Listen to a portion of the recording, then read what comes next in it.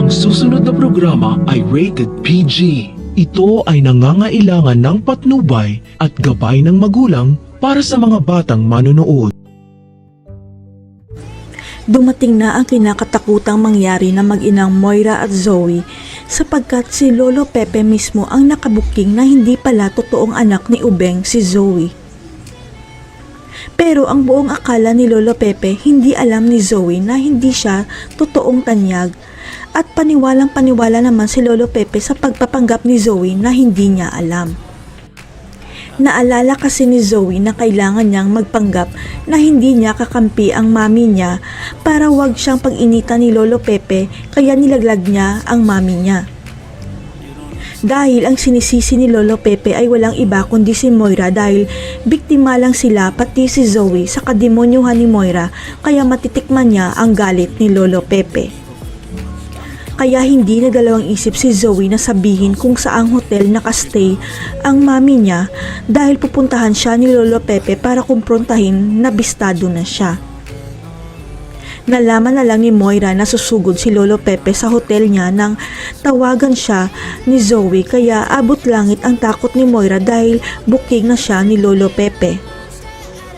Nanginginig pa sa galit si Lolo Pepe nang makaharap niya si Moira at sinabi nitong sasampahan niya ng kaso si Moira ng adultery para mapawalang bisa ang kasal nila ni Ubeng. Hindi na makapag-isip ng maayos si Moira dahil hindi siya papayag na malantad ang sikreto nila ni Zoe kaya pinukpok niya sa ulo si Lolo Pepe gamit ang bote ng wine. Nagulat si Zoe sa ginawa ng mami niya dahil bigla na lang natumba at nawala ng malay ang matanda at dumagdag pa si Annalyn na tumatawag sa cellphone ni Lolo Pepe. Mukhang si Annalyn ang i-frame up ng mag-ina sa pagpukpok sa ulo ni Lolo Pepe dahil papalitan nila ang DNA test result na si Annalyn ang hindi tunay na apo ni Lolo Pepe. Pero hindi magtatagumpay ang kasamaan ni Moira at Zoe dahil kasama ni Annalyn si Regan at ililigtas nilang dalawa si Lolo Pepe bago maging huli ang lahat.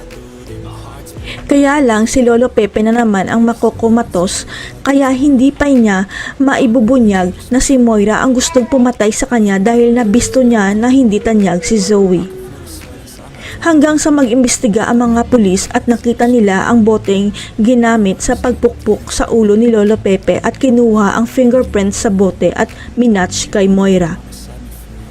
Makukulong na kaya si Moira dahil nagmatch ang fingerprints niya sa bote? Makaligtas pa kaya si Lolo Pepe o tuluyan na siyang mawawala sa serye? Abangan.